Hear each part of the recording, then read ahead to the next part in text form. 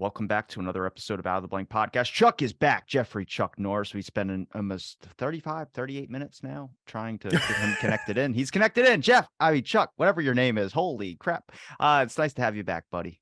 Thank you, buddy. It's been a while. It's been over a year actually. So it's nice that we're getting to sit down and do this again. Yeah, why don't you want to talk to me anymore? I don't talk to anybody anymore. Don't take it personally. I know that's what my life is now too. It's just go to work, go home, podcast. That's it. This is the only time I ever am socializing now.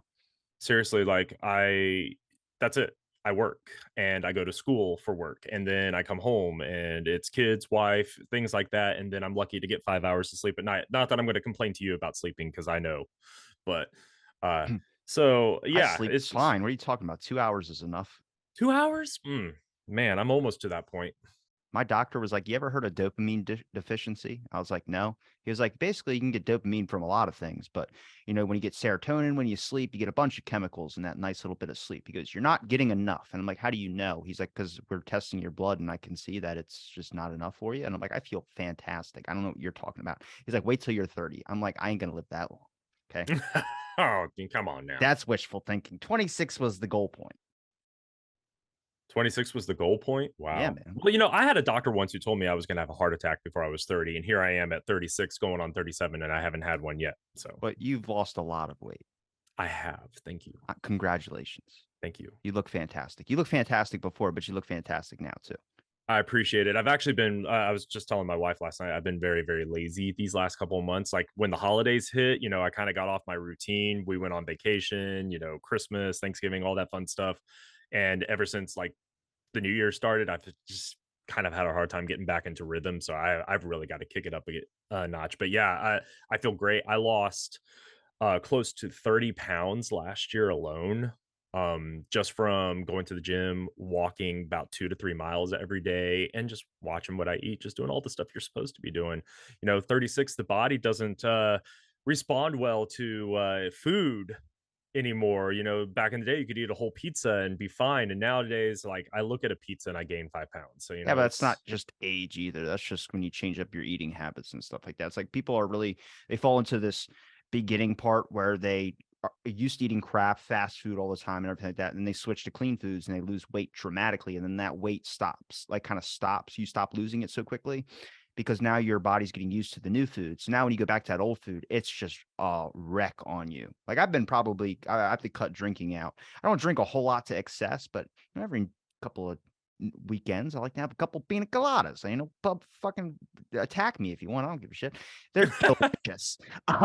But like so, I don't really like I said, I don't really care for alcohol that much. But if I can drink whatever and like a good like milkshake type thing, especially I'm a fitness guy, I never really drink those. So I prefer the milkshake type pina colada type frozen drinks. Now I just rationalize me drinking them. So yes, I'm still a guy. I still enjoy frozen drinks, and there's not a problem with it.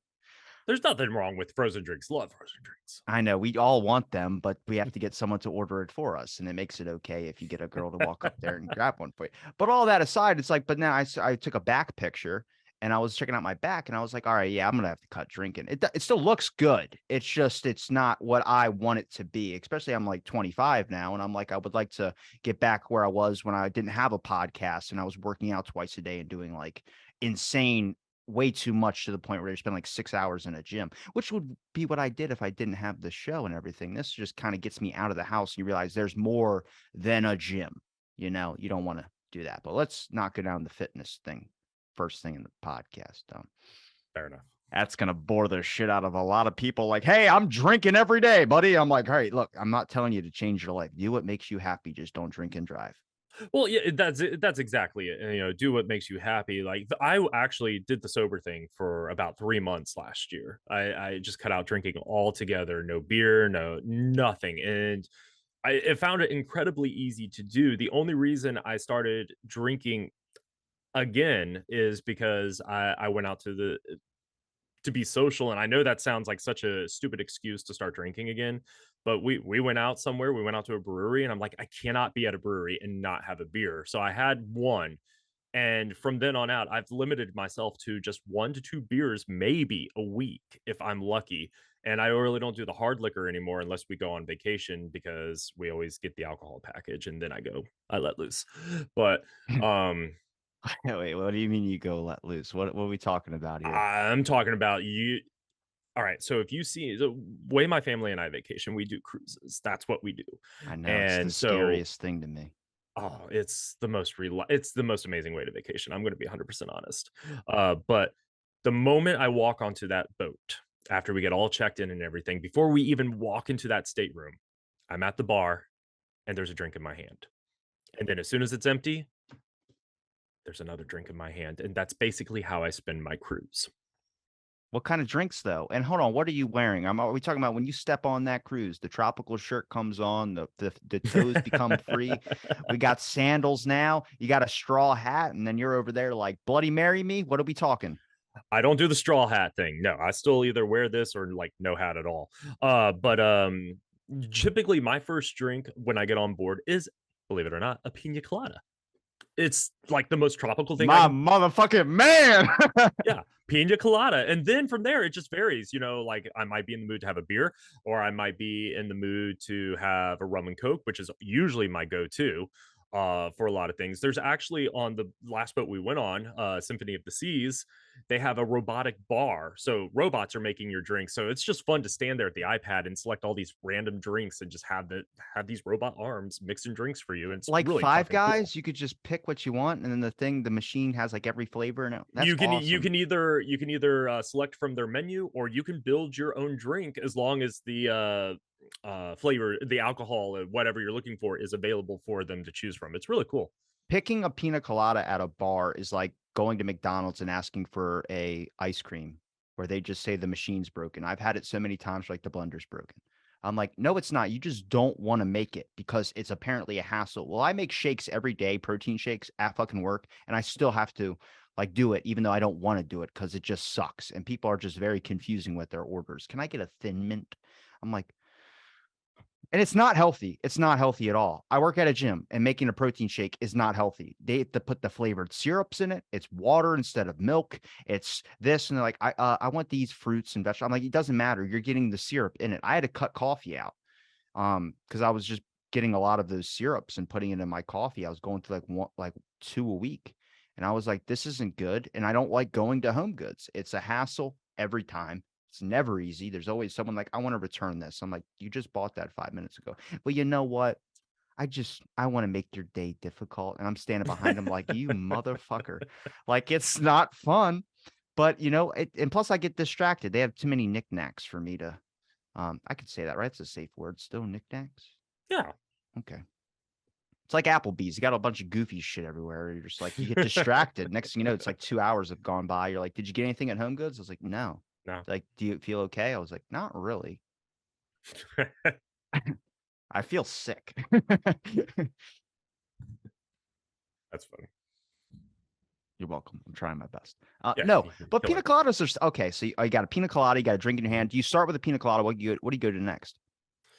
again, it's just going to depend on my mood and like where we are on the ship. You know, we just, What about as the you're roaming bow? around. What are you getting at the bow? Let's see, at the bow, close to the bow, that's where the theater is. So they've got the fancy bar there. So I'm going to get a rum and coke. All right. Wait, hold on. Okay, so if the first drink's a pina colada, and then if you wait, so it's the That's two location of rum. the ship? Yeah. So like throughout the ship, the types of bars and stuff are going to change. Therefore, the types of drinks and stuff are really going to change with it. Like midship, there's this wonderful little bar. It's styled like an English pub. I'm not going to go in there and just order a rum and coke. I'm going to go in there and I'm going to order a beer because, by the pint, it's that English pub style type thing, and it's really fun to do. Or I'm going to go, if I'm up on the pool deck, I'm going to get something that's fun to sip while I'm at the pool, usually something on ice or frozen drink because it's hot outside. My wife and I do these things called Caribbean mules, which depending on how they're made, is either made with vodka or rum. It just again depends on where you get them. But it's basically, do you know what a why can't I think of it, the name of it all of a sudden? Dude, I'm so basic with drinks. I know a good amount, and I've hung out with like a lot of my friends are bartenders, Yeah. and I'm very simple. I go, "Can I get a pina colada?" And they go, "No, we don't have those, but you can have like a rum. I'll give another one that's easier to make, and you'll like it." And I'm like, "I'm good." Like, you don't want anything? I was like, if I can't have pina colada, I'll have nothing. And like, really? And I was like, I swear I'll sit here sober. I bet you $1,000 I'll sit here sober. And then they feel bad and make me one. So that's kind of I mean, pina coladas, I get it. They're not like hard to make, but it is a hassle. You know, you have to get out the blender and all that fun stuff. but And when I get it, they go and try and put whipped cream on the top of it. I'm like, no, no, no, none of that shit. Just the no, drink. just give me the drink. You don't. I always tell them the same thing. No whipped cream, no cherries, nothing like that. Just give me the damn drink. They're like, oh, you Um, stop at the whipped cream? I was like, yeah, I'm a man. Come on, give me the fucking. yeah, Like, got it. We got to keep this manly a little bit, you know. But yeah, it really depends on where I am on the boat or like what we're doing. You know, if we go to dinner and stuff like that, I'll have wine or something. God, I sound like such a fucking alcoholic. you don't. Yeah, I'll have wine with dinner, you I know, go to something the like liquor that. store, and when I go there, there's like a person there, young girl, nice, cute. If she's listening, yeah. No, but when I go in there, Yeah, hand out that number. there's a Nice young guy, cute girl. there's a guy that's usually like in there wearing like blue jeans with a bunch of paint stains on him, like probably a hoodie that hasn't washed in like months, and he's getting like 10.99 bottles and then putting them on the counter, and then he walks right over to like the construction site, and like, so that's somebody's life. So you're not an alcoholic. And I hate to be like comparisons onto people, but like if you are saying that about yourself, you're probably not one. Just letting you know. No, yeah, no, I'm just saying, you know, like listing off the fact that, you know, like the moment I step onto that boat to the moment we walk off, you know, oh, except for the last day, I don't drink on the last day because, you know, we got to be sober, we got to drive home. But, just walking around like, hey, I'm walking by a bar, I need a drink. Hey, I'm walking by a bar. I literally sat at it's called the Bionic Bar, the robotic one I was talking about. I sat there for 2 hours one day and just kept ordering drinks after drink after drink, and I was just like because it was just so much fun to watch. It's a show, and I think that's where the cruises get you. Now you're sounding like an alcoholic. Now, Yeah, yeah. Now I I'm feel sounding like like the one. first day of that cruise, the boat's like, but this is a really nice boat. And then, like, by the second and third and fourth day, you're like, Jesus, it's really going to shit fast. Because you're on a ship, people are drinking, you're gonna get sick, and then there's people like the boat's moving all the time. So then you got to think about that in the middle of the night. You're like, huh, huh. You gotta have a really good constitution, definitely. Like, I don't get seasick at all. On this last cruise we went on back in December, the seas were pretty rough, probably the roughest I've ever experienced while being on a cruise, except for obviously my time in the Navy. But my wife got a little seasick. My mother-in-law got a little seasick, but I was handling it just fine. I'm just sitting there like, yep, God, yep, this is good. to have cruise money, man. I'm telling you, man. We work hard. I know you This is do. one of those philosophies that my wife and I have just adopted. You like we work hard, we're gonna play hard. This is a pivotal time, especially in our kids' lives, where we want to go out and make memories. So we're gonna work our asses off.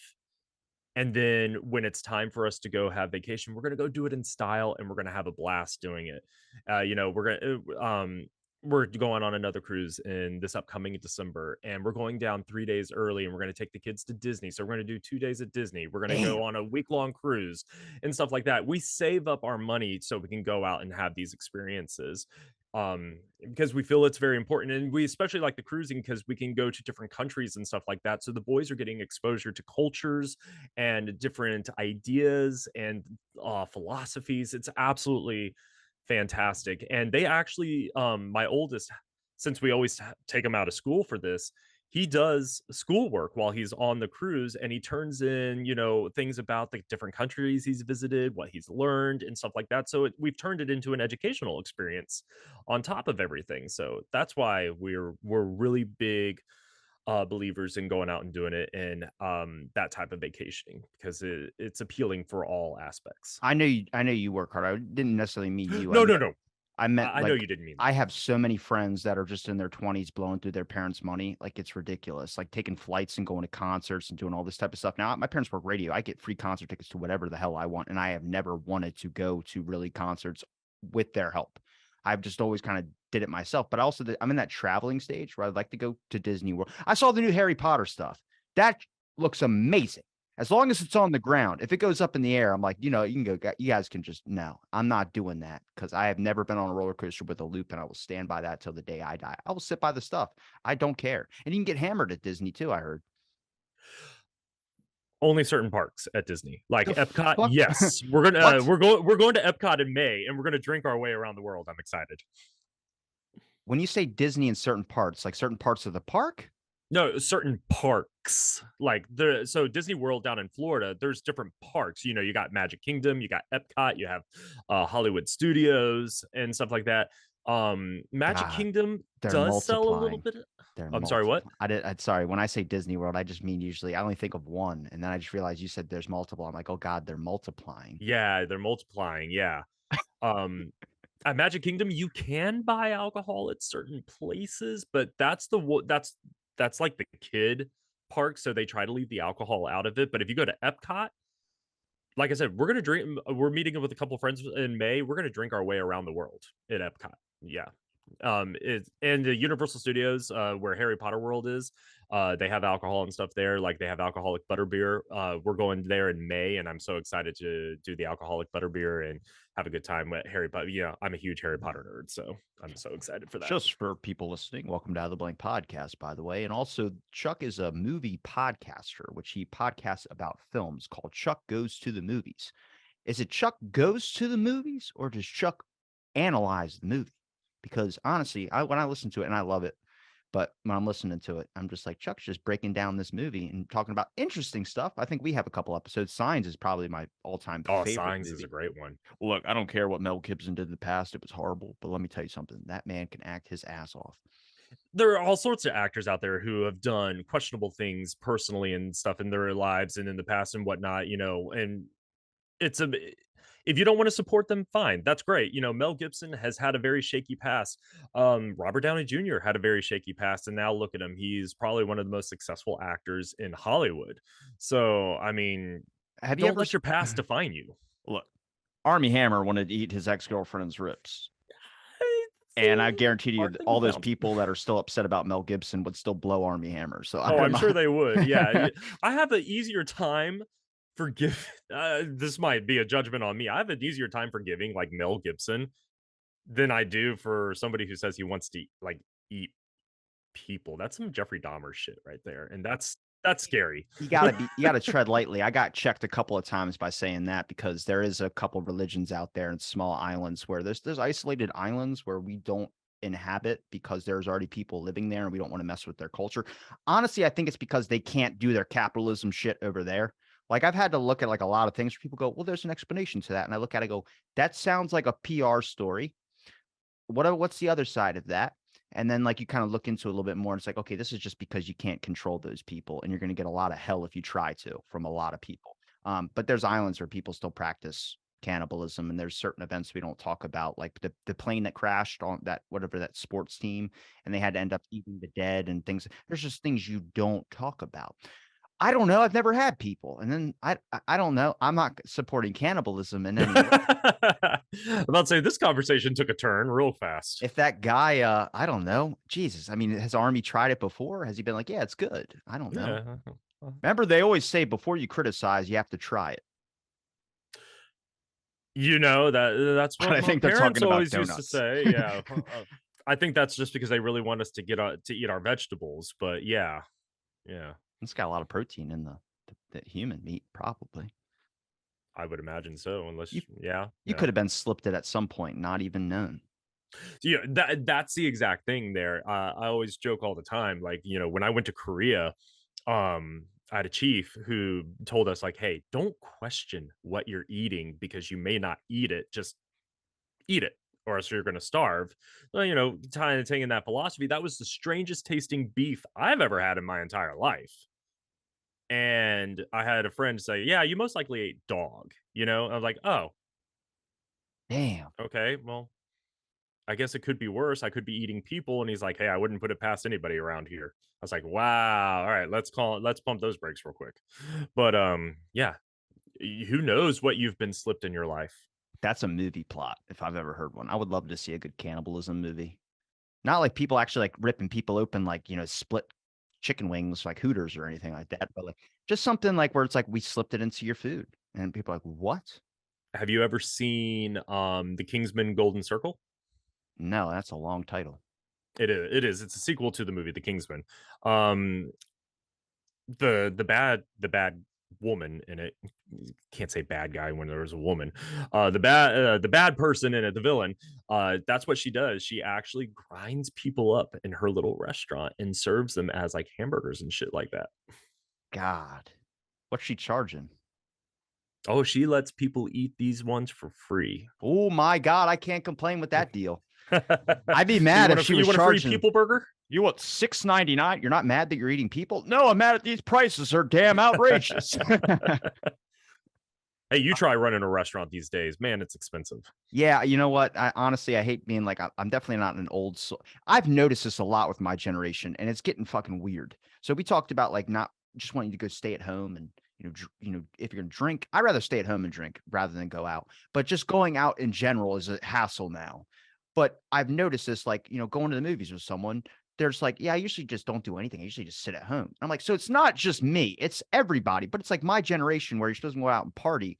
It's like now it's not that. Now it's the older generations that seem to be going out and partying more, which is why I got interested in the Florida Villages because I just got to know, man. The Beach Boys played there on the 15th. I don't think I have to swing with any of them, obviously, but I found out my cousin's parents live there and they're not swingers, but they said I could stay with them for a couple of days. I'm like, I'm making a documentary about the Florida Villages and I want to do it in the best way possible. And I think the best way to do this is by going down there and like, can you pitch me a couple scenes? I was like, I don't know. Wouldn't it be cool if you're sitting on a golf course in the Florida Villages with all these old swingers? We all popped Viagra before we went golfing. And then it's us swinging while the song's Beach Boys and we're just golfing with, I think that's hilarious. If that was a documentary, you would watch that. And it's like real stories, real people, but you have fun with it. Like me walking by a glass window and there's a bunch of TVs in the window and it's all playing Trump. And I'm just like, what the fuck? There's not a single. Never mind. I'm not going to say that. That'll get me in a lot of trouble if I said that. Never mind. You're gonna get canceled. Yeah, I can't do that. Well, I would watch a documentary on the villages, even though I have personal experience working at the villages. When I lived in Florida, I worked at the Albertsons grocery store that was there.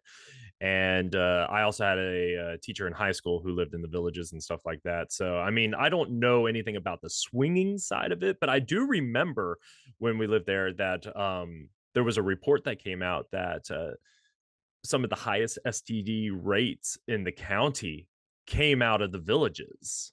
It just became the Viagra black market of the world, Oh my surprisingly. god. But Old people are weird. there's a lady out there who does real estate there, and she sells homes on YouTube. And I reached out to her because I was watching one of her videos, and she was like, it's a couple miles away from a prison, but really nice homes, and there hasn't been any prisoners that have escaped and come over asking for a cup of sugar or anybody wanting to play pickleball. And when she said it, I died laughing because it's apparently the pickleball capital of the world. I had no idea about that. The villages, I think, is basically the retired community capital of the world. It's its own city. It really is. And golf, they have roads specifically made just for golf carts so you can get around. It's not just for being on the golf course. They have golf cart only parking, all sorts of stuff. It's a very bizarre experience if you've never been to a place like it before. Can we do that? Like, I know you review a lot of films, but can we just make films together? Like, just this, like, ask your wife, take off work for a week, and we Go just down go to the there villages. for like 5 days. I need a camera guy. I just need someone to be with me because you know a lot about movies. Obviously, when you look at like, so we can talk about this. Obviously, is what we were going to talk about too. Before we got onto this rabbit hole of the Caribbean cruises and finding out if we're alcoholics or not. But when it comes to film, when you watch a film, I've started to talk to a lot of scholars that look at it a little bit differently, kind of like if you take a film production class. And when you take a film production class, you start to notice low angles, high angles, medium angles, different types of setting and lights, especially with podcasts, it's light settings. I still haven't got mine right yet because there's this bulb for some reason. If I turn it on a different color, it makes me look like orange. I'm like, no, we gotta Yeah, you don't want to come off as orange. look, certain colors make my eyes pop. Um, but there's a lot of like things that go into a film that you start to notice when you're a casual viewer, not really trying to analyze a film. For instance, you'll watch a film and you'll go, "Oh, it was a great plot. There was this guy that did this and this," and when you take the academic side, they start to overanalyze into a little bit too much of detail, which I had to do just to be able to find what they're looking at. For instance, a lot of films that go by genders, racism, all these types of things, you can really pull apart any film and there'll be a huge problem with it. Like, name one of your favorite films. I could probably pull it apart somehow if I've known about it. Ocean's 11. Never seen it. Okay. Apollo 13. Is that with Tom Hanks? Yes. Okay, it's a systematic governmental influenced film giving you patriotic duty to America, which is brainwashing. Now, I can back that up. For instance, Okay. Lone Survivor, and I've had plenty of guests on to talk about this, and a couple have made documentaries. Propaganda in film is always happening. A lot of people don't realize it, but it started back in the 40s. It started back in, I think it was even the 30s, they talked about it. There's a lot of influence in military. For instance, if I give you this example, there's a FBI on screen. So J. Edgar Hoover thought of this a long time ago about his FBI, but he used to get involved into Hollywood and he had these limits on what Hollywood creators could do. And some of these limits were that if the FBI pop up on screen, the bad guys can shoot as much as they want, but they have to miss. Now, recount every movie you think of when it comes to an FBI agent, they kind of seem like the badasses, like the Men in Black, basically. They're these figures that are nobody's going to hurt them, like double agents, secret agents, any of this type of stuff. It was propaganda that was long infused into Hollywood to have us thinking this way. Now, even with cops, it was like that too. You had to maintain the law enforcement was the good and the mobsters were the bad. Mafia was also involved into films as well too. Certain actors like Frank Sinatra, the Rat Pack, any of these types of things. But there, I mean, even the Black Dahlia case about the girl that was mutilated in a park, who's went missing, and she never really fully reached stardom, but she was caught at a club, and then she ended up working at that mafia owned club because the mafia was telling her that they'd get her influenced into films and she'll be a star one day, and it never happened. But you start looking at the brainwashing. A really simple example, which everyone knows about now, is Top Gun. The jets flying so close to the ground, it's government influence. Now, the government can influence scripts, but if you say no to some of their influencing of scripts, they'll just back out with their equipment. Okay, then you can't use our fighter jets. Okay, then you can't use this for your film. And then it kind of really puts directors in a stranglehold position. A really good example would be if you looked at, oh God, I'm trying to think of remember that movie. I mean, I could use Jurassic Park, for instance, at the ending of Jurassic Park 3, where they say, "Thank God for the Marines." It doesn't sound big, but that was influenced into the script. That was put in there by them just as small propaganda. Now, it's not really, and you probably know this from reviewing films, you can watch a whole 2-hour film, but it's always that ending sometimes that really sticks with you out of everything. And that little bit can go into your head. Now, you got to look at the Walt Disney file on the FBI's website. It's a 700-page file, and the beginning starts off that we're going to use Mickey Mouse and FBI agents and cartoons to introduce the kids to the FBI, so maybe they'll grow up to be FBI agents one day. Not bad at all. But after 5-6 months of coordinating with Hoover back and forth, he's now calling people that are striking up labor unions at Disney, calling them communists and having them either deported, interrogated, or arrested. Now, when you get arrested back then, it wasn't just being arrested sometimes. Sometimes you would get beat, and sometimes a lot of things would happen. So he used it and abused it. And it's like this really sketchy, like weird connection with Hollywood, like Pearl Harbor, for instance, that movie. We had to send that to Japan so they could review it before we released it. So we didn't have an international incident with us releasing a film. And we put a lot in there that was maybe hyped up somewhat. I'm not saying it was anything less than what it was. I'm just saying that when one of the scenes got cut, a good example would be somebody getting lit up on the front of the ship in the background. Well, I forgot who the main actress is that plays in the movie. But there was a scene that was a person getting lit up by a machine gun and torn into smithereens. And Japan's like, you don't need that. And we're like, okay. And we just took it out. It was an extra scene. They're like, nope, we don't need to put that in there. But on a lot of things, we did say, no, we're going to stand our ground on this because this is a film that is for our history, basically. And so that's where I started going, like, analyzing film can get really, really deep. Yes, it can. There's you've named several great examples about how you've really just got to be critical thinking throughout films and stuff like that.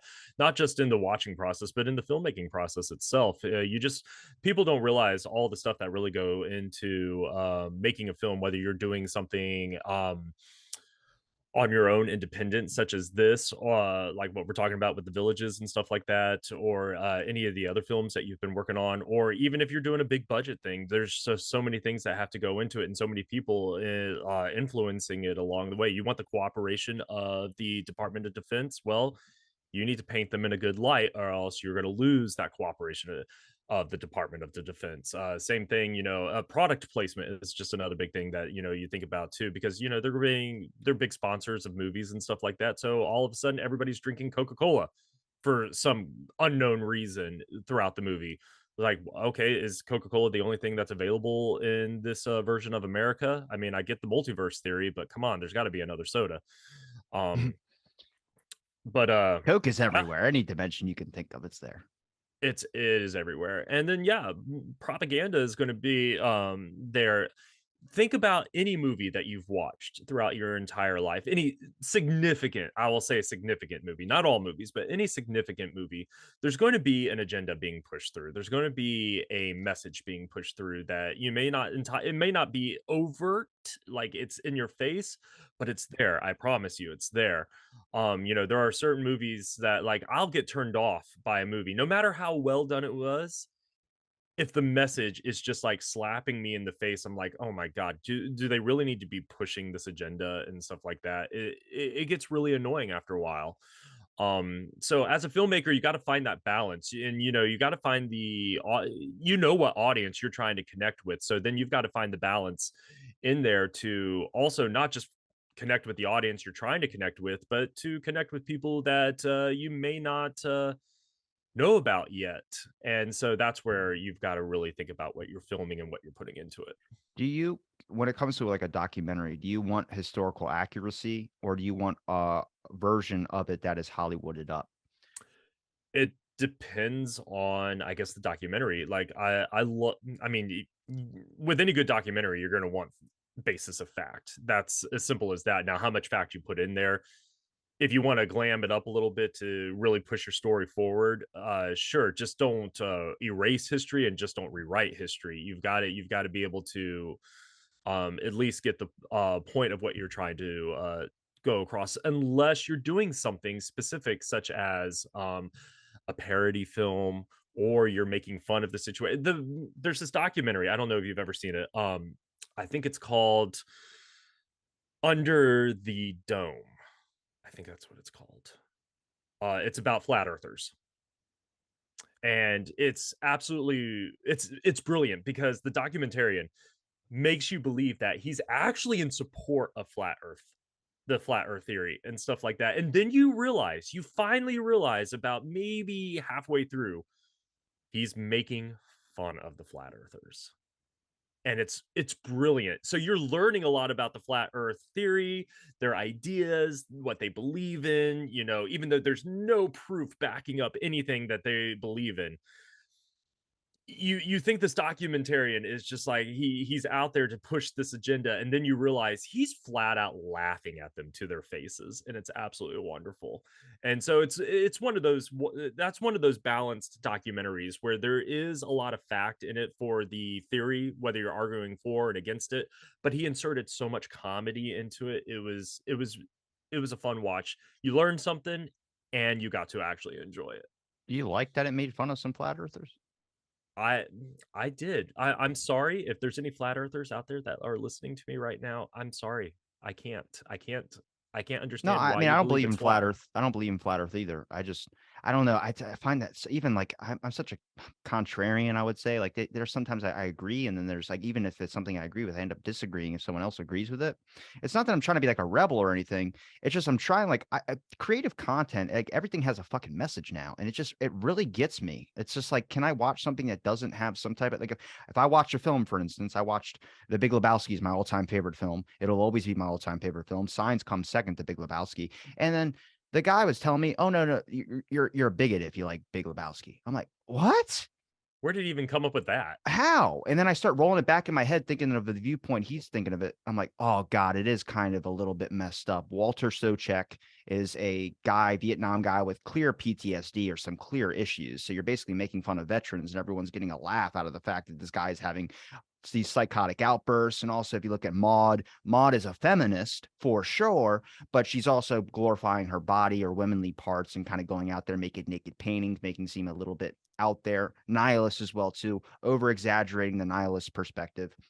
Still, my favorite scene is the part where he tells the cop, says like, "Screw you, man," and the guy throws a coffee cup at his head, and he goes, "Fuck you, fascist!" And then the dude kicks him. Dude, that is the best damn thing I've ever seen. But there's a lot about that movie that is just really kind of, if you're examining it from that critical kind of progressive perspective, it does have some of those notes to it too. And these are what I mean, a lot of academics now are progressive. There's probably a bunch of things we've said already that wouldn't be cancel culture. And it enters films. And I asked somebody about that. I was like, yeah, but when someone like really glorifies it in a scene, like 50 people, like Doctor Strange, my buddy had said this to me, and he goes, Jesus. And I go, because the two moms of the girl were on there, and she kept saying mom like 50 times, like moms, like really shoving it down your throat. And he goes, if you have a problem with it, then there might be something wrong with you. And I go, you know what? That's a good point. But also at the same time, it's like everything has a message now as well. And that becomes a little bit difficult because then you got to realize what's might be influencing your kids as well, too. And I'm not like anybody can get anything out of anything. So that's fine. But it's also like there's a lot of clear cut things now where back in the day it was like advertisements and things where I start wondering, are we becoming more known of certain issues that necessarily weren't there until we created them, such as like a scene I'll play sooner or later in this episode, but it's like Cat in the Hat. There's a lot of stuff in there where it's like, I would not let my kid watch this. And I watched it when I was a kid and it wasn't even a problem. Yeah. Well, the biggest thing I can say to that is, yes, there are, especially lately. I mean, you brought up a very good point with the Doctor Strange movie, talking about, they made such a big deal. They made a point to make you understand that she had two moms. Great. That's awesome. I'm a huge supporter of the LGBTQ community. Shit, my grandmom's a lesbian. I didn't know until I was 21. There you go. So I personally don't have anything wrong with it. Seeing it, but I also agree that sometimes they just kind of again, it goes back to that thing, shoving it in your face. Like if you have to shove something in my face in such a way, then yes, I'm going to become a little bit annoyed. It's not that I don't like the idea of it, but come on, you mentioned it. All right, she's got two moms. Let's move on. All right, it y'all want to live normal lives, that yet they just Hold keep on. shoving it Chuck, down everybody's you froze. throats. You froze. What's up? After you Oh, said the no. mom's thing, you froze. So go just pick up where you went from the mom's thing. Okay, but you can hear me. Yes. All right, so you got the mom's thing, right? So, I'm supportive of this idea of you have two moms. It's great. That's awesome. Just don't keep mentioning it throughout the entire movie. That's literally slapping it in somebody's face. It's okay that she has two moms. But is it okay to keep telling us that she has two moms, has two moms, has two moms, has my mom, moms, mom, mommy, mom? It's like an episode of Family Guy all of a sudden where Stewie's trying to get Lois's attention. Mommy, mama, mama, mama. It's there, and it can be just become a little bit too much. But to take it back also, just because I find it annoying doesn't mean somebody else finds. So that's the difficult thing about art, movies, music, paintings, pictures, drawings, anything. It's all subjective. It's in the eye of the beholder. If I might look at a Jackson Pollock painting and think this guy is fucked up in the brain, why am I staring at this is bullshit. You might look at a Jackson Pollock painting and think, what a freaking genius. This guy is amazing. This artwork is absolutely beautiful. It's aesthetically pleasing, all this other stuff. Are we both wrong? I'm not gonna lie, I've been wanting to go to an art museum for a very long time now. It's like one of my Oh man. that and an aquarium would be fucking dope. I haven't been since I was a kid. I haven't been to anything like Disney World, any of that since I was like 7. So I have the large void to fill right now of art, and I just want to look at it because after watching Bob Ross, he gets me so inspired to go paint. And then I don't know if you've seen some of my paintings, but I just started painting again. And then I look at mine and I look at Bob Ross's and I go look at my hands and I go, fuck. Because it doesn't look like Bob Ross's at all. And then like you're mad at Bob Ross, like, God, yeah, this fucking guy. And then you're watching him. He's like, you can do this. You're so you don't know what's inside of you. And I'm like, I can't be mad at you. Give me I want a to know what hug. drugs he was on. Give me. I want to ruffle my head through your beard and just want to sit there. Few things though with that. You're not that far away from the National Art Gallery. You should go sometime. If anything, where I'm traveling, I got to go to the National Archives to go look at some JFK stuff. Oh That's yeah, that's got to my happen. God, you are so close. Go, I've go. never Hell, even seen the film JFK by Oliver Stone. you should watch it. It's a Th- very interesting what are watch. your thoughts on it? Because this goes back to my question about historical accuracy. It's very Hollywooded up. I'm not gonna, from what I understand of the whole JFK assassination and everything like that, from everything that I've ever read and learned about it, the movie is not 100% accurate. Everything it's going to be played. Oliver Stone, unfortunately, as a filmmaker, has this thing where he's going to upplay a lot of stuff, to add that element of drama and fantastical feeling and stuff like that. You got to get motions out of the actors and stuff like that. So things are going to get played up, but there is a basis in there. And I think everybody should at least see the film once in their lives. It's been probably a good 10 years since I've watched it. So now that you've mentioned it, I've already added it to my mental list to go back and rewatch it. But taking it back, yeah, you need to go to DC because that's where you're going to get to the National Archives. That's where you're going to get the art gallery. I loved going to that art gallery. My wife's not a big museum person, so I usually ended up going by myself. I would just walk around the museums and just like, especially the art, it was just absolutely beautiful and inspiring. Um, Shit, I was going to say something. Oh yeah, so Bob Ross. Back to Bob Ross. If you ever do make it down to Florida to go to Disney, there is a very small little town right outside of where Disney in Orlando is. It's called Gotha, and that's actually the burial place of Bob Ross. Man, I'm his son Steve likes my paintings on Twitter. Oh, that's awesome. Yeah, his son's pretty. I'm trying to get him on the show, but he's like not into doing anything. I don't think he would even do Rogan if it was offered to him. Which kind of sucks because he's like history, but he teaches people how to paint, which is really nice. You see like a 7-year-old that does a way better painting than me, and I'm like, God damn, what is this shit? What are you giving these people? Is it like coloring it in? And everybody's got their own affinity for their own type of art. Like I can't draw or anything like that, but I can sing. I'm not the Sing greatest, it, but I can sing and I can play sing it, instruments. do So, it. I do that. No, I'm not going to sing for you. Play Pina Uh, Colada, sing it. You you love know, but making my love it late at night. my son can't carry a tune worth shit, but he's a fantastic drawer. So, I love like he brings home stuff that he draws at school and whatnot. I'm like, where the hell did you learn this? Like, so everybody's got their own natural talent for the arts. And, if you work hard at it, then, it becomes even better. But going back to the whole idea of art being subjective here. So movies are the same way, so you may look at a movie and think, you may look at the Big Lebowski and, like, oh, you're a bigot if you really like that. Or, they're playing veterans in a wrong light or something like that. I look at it completely different. And again, I'm not saying you're wrong. I'm not saying your friend's wrong. I'm not saying I'm wrong, but we all look at it a different light. Sure. Is it shedding a good light on somebody who's obviously suffering mentally? No. But also, I think of it as it's a movie for starters, not real. There may be people out there who are actually living this type of lifestyle and suffering in the same exact way. Does that make their life wrong? Does that make their life bad? No. That's what movies are supposed to do. They're supposed to shed light on things that we may not understand or know fully. We may not have ever given it a thought. Does it mean that I don't think it's shedding a bad light on veterans at all. The first film ever, or the first thing ever to really open up the door to talking about PTSD or shell shock back in the day was a film. It was a film's depiction of showing shell shock that really got a lot of people to start looking into what are these people experiencing. Now, I don't agree with that guy. I've just tried to see his perspective on it, which I could see, but I would watch that film. That's still my favorite all time. I may have my degrees of the Church of Latter Saint Dude still. So, I hold that above my college degrees. That just shows you how I look at college. I mean, are you going to look at Saving Private Ryan, the opening scenes of Saving Private Ryan, where like literally it's just carnage? And I mean, from what I understand, that's exactly what happened.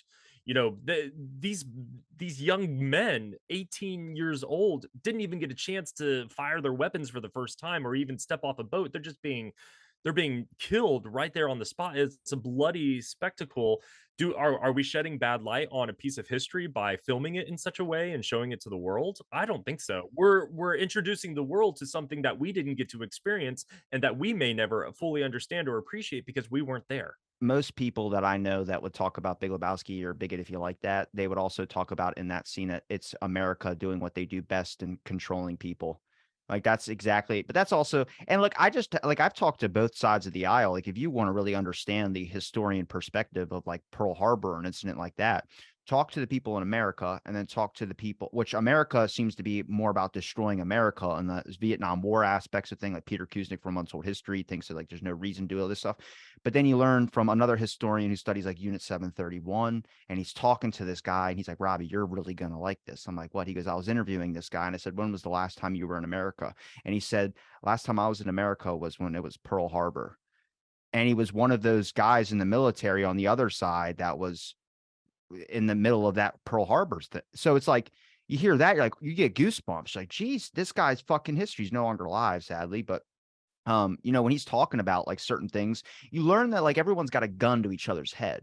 So as much as I get criticism for sometimes being very critical of the government, which I am, I'm just critical of like corruption and shit and that people have double standards of stuff. But like when it comes to historical accuracy in films and I find out they influence films, I get upset by that because I think you can just make it like a documentary, like Oliver Stone's film. There's a lot of problems with it. I've never seen it, but I've seen all the problems that are with it that he includes in there. And knowing the actual thing for almost a year now and trying to solve it, or not really trying to solve it, but trying to understand it a lot better. I go, you could have just gave him the facts and it would have been interesting, but it was Hollywood, obviously. You're But telling a story. yes, but the important of that film was the after effect, which is what I hope to do with mine, which is it established the Assassination Records Review Board, which was the one of in charge of declassifying those documents that they had classified still, and they still have up to 3,000 or 4,000 documents still classified. And that is kind of the importance of that film, was that establishment of that review board, a film that is so impactful that it causes people to write their congressman to get a hearing about what happened on that day because it did impact so many people's lives and it made them question more, which I thought was fantastic. But one I have an issue with is MK Ultra. Just there's a new film out there about MK Ultra. I posted, I was like, yes, let's watch this. I was sharing it on Facebook and everything. Then I saw it and I deleted that link and I said, don't fucking watch it. Because there's a scene in there where I don't know if you know what MK Ultra is.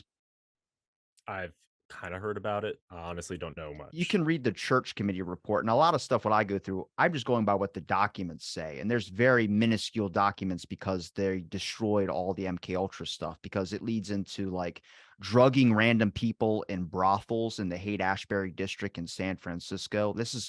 So MK Ultra is over 44 college institutions that they use to figure out how to work with LSD during the 60s and 70s, and maybe a little bit longer than that as well too. Manson's tied into that. It's really crazy. Where Manson was getting his drugs from was a guy named Luis Joya on West Place. And you can Google this and you can find it's called Operation Midnight Climax. And this college professor was literally like, we're going to go out tonight dressed up as hippies, lure these people back to these Haight-Ashbury places that are designed like brothels. You're going to get them drugged up and then you're going to basically ditch them. The Intercept has written, I don't know if you know what The Intercept is. It's a journalistic site basically that kind of, it's like I wouldn't say Newsweek. It doesn't really have a political agenda. It's kind of more about just documenting facts through documentation. Like Sidney Gottlieb was in charge of MK Ultra. I had Stephen Kinzer who wrote a book about him and everything on here. So it's all fact without the bias. Yes. So like Tom O'Neill, who was on Joe Rogan, had done all this work on Louis Joyon West and found connections with like Jack Ruby, the guy who shot Oswald. Like, and Tucker Carlson said this, and I flipped out because I had been saying it for months. But out of the 4 or 5 psychiatrists that saw Jack Ruby, one was Luis Joyon West. Now, Luis Joyon West was an MK Ultra doctor, and after Jack Ruby gets injected, the only one to administer him a flu shot out of the other guys, he's the only one. And immediately afterwards starts going crazy, bashing his head up against a cell door and everything. And I have the documents to back this up. I remember you talking about that. Yeah. So you get into this like, well, MK Ultra was over 44 college institutions. I have the documents to back it up as well too. It's well publicly knowledge as well too. But they were just testing LSD, and the film was like showed it in a light of like, we have a new experimental treatment we want to give to your son instead of giving him a lobotomy, because lobotomies were still in hype. So in the movie scene, it's a kid in the middle of getting a lobotomy into his head and the phone rings. We're going to load him into this experimental program. So it makes you seem like, oh, it's better than getting a lobotomy. It's like, that's not what it was, though. They would give people 10 times the normal amount of LSD and watch them have panic attacks and freakouts, and behind a mirror of two-way, or not two-way glass, a two-way mirror, where they would just watch them and experiment them. And the film does show that, but they made it seem like it was like experimental and these people already had mental disabilities and things of that sort. No, they drugged random people. A guy who worked in the military killed a 3-year-old girl and raped her, and that's on the Intercept site. And he doesn't remember doing it because they gave him drugs unwittingly. And that was MK Ultra, where I was like, you guys don't even need to Hollywood this up. You could have just reported what we knew and you would have done it great. And they fucked it up. So I go, when I come to documentaries now, I'm looking at it, I'm like, I'll watch it and I won't criticize it. But if I look it up and you're telling me like Judas and the Black Messiah, I think the movie was called, is about Fred Hampton's life, don't watch it. It's not good at all. They made Fred look like a thug. Fred was not a thug at all. He had never, he got assassinated in his house, and still the coverage on that story is messed up. The police lied. They had plans to his house and everything. You can listen to, I've had lawyers who knew Fred and everything on here talk about this. Is a complete misjustice, and the fact that history is remembering and barely doesn't even talk about the guy, and the FBI is still holding back files. They did a fake Martin Luther King suicide note, all this type of stuff, where you start going like, I don't like it when they have a influence in that sense. If they can make the Black Panthers look really outrageous with guns and like they were all getting ready to kill each other, well, that's COINTELPRO. COINTELPRO, the whole project was designed to get rid of these terroristic gangs. That means, yes, the KKK. That means the Weather Underground. That means anything that they saw as a threat to the establishment. Black Panthers were one of them. But dude, I didn't know they wrote to the Black Panther leaders' wives, and they said that your husbands are sleeping around with teenage girls. That's a fucking gut punch, dude. And that's our government. And I'm just like, to me, it's interesting, but I'm like, you can just say that, use the documents. I feel like that's anything better than I could ever create. I could make aliens come out of the sky. It still wouldn't be that fucking interesting. You know what I mean? And that's when these filmmakers are thinking about the people who are going to be watching their films. If you were to if I'm a filmmaker and I'm making a film that I want everybody to see, I'm going to make it and sell it in a way that's appealing to the mass audience. So yeah, there's going to be sensationalism. There's going to be omitting of certain facts. You are going to sit there and put it a little bias. You're going to pick a side and you're going to show that side in a better light than versus the other side and things like that. Whereas true documentarians and true documentaries, which is not a mass appeal, although I see documentaries are really on the rise as far as the younger generations. So that's really awesome. Um, but a true documentarian is just going to present the facts without the bias and let you decide where you fall on everything like that. And I think that's both have their purpose, and both unfortunately one is more art than the other. When you add in the sensationalism, the Hollywoodism of it all, that's the art, whereas the other one is basic reporting. Hey, these are the facts as they've been found. As I'm presenting them to you, you do with them what you will, type situation. I try, like, I can ask you this. I'm sorry, I ranted about that. There's a lot of stuff I've Oh, go learned ahead. since we last talked that I felt like was like, it sounds crazy and conspiratorial. Like I can show you in the church committee where they pull out a literal heart attack gun. The guy, and it's a video, and I can watch it. We can pull it up on YouTube if you really want to watch it. It's William Colby sitting there, and he goes, "What is this?" He goes, "It's a gun that is designed to shoot a dart, and this flechette, once it hits somebody's skin within 24 hours, they'll go into cardiac arrest." That sounds like, to me, I was saying it was a conspiracy. Then I'm watching the video of Frank Church in the middle of the court proceeding with this fucking gun. Like, what are you guys doing? And it's like the CIA, and to me, the government stuff, I like, as much as people could freak out and panic attack and put on a tinfoil hat, whatever. I'm just like, what can I prove in a document? And in my film, I was trying to document from 63 to 2023 what we know now about the assassination. And I figured raising every flag on the ship, which is, you kill a president, allegedly, and then you kill a cop 30 minutes later, and then you go to a theater. Is that not fucking weird to anybody? Like, where I'd be like, I go home and take a dump, maybe, like get the anxiety out a little bit. And then within 24 hours, they said, we got our man. It's this lone guy, and the public must be satisfied with a lone guy. Where you're like, that doesn't sound like an investigation. And how do you rule out conspiracy or just another person that's like a getaway driver or anything to be able to travel? And then like you start looking into it more, and there's like a lot of shit like that where stuff was not picked up that should have been picked up. It was a quick investigation. It wasn't, and you got to understand investigations are done by people. And I feel like, I mean, as a viewer, would you find that interesting? Like knowing that this is going to be a little bit different than the official story, would you come at it with the conspiracy eyes, or would you kind of look at every single fact that I'm raising to you, or would you not be able to get over that conspiracy hump? Uh, I- as somebody who doesn't really get into conspiracies or anything like that, I would say I would look more at it from an analytical standpoint. So give me all the facts.